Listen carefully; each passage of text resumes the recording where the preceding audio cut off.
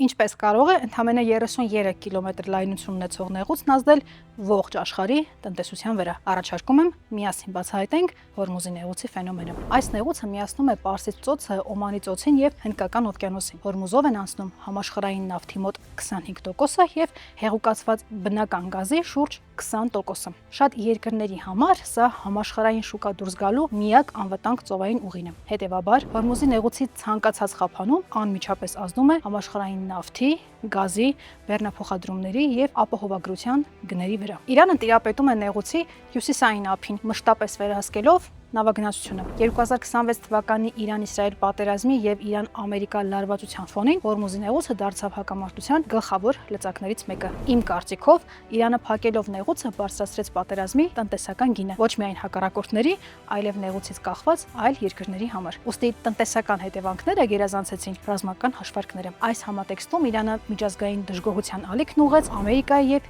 Իսրայելի ուղղությամբ դիվանագիտորեն իրեն ազատելով ստեղծված տնտեսական ճգնաժամի պատասխանատվությունից։ Այդպիսով Թեհրանը ըստ էության սահմանեց պատերազմի գինը, պահպանելով ճնշումն այնքան ժամանակ, մինչև հակամարտության հրահրող կողմը առաջինը նախաձեռնեց բանակցությունները։ Մեկնաբանություններում գրեք ձեր կարծիքն ու հետևեք Ռենեսանսին, միասին բացահայտենք ավելին։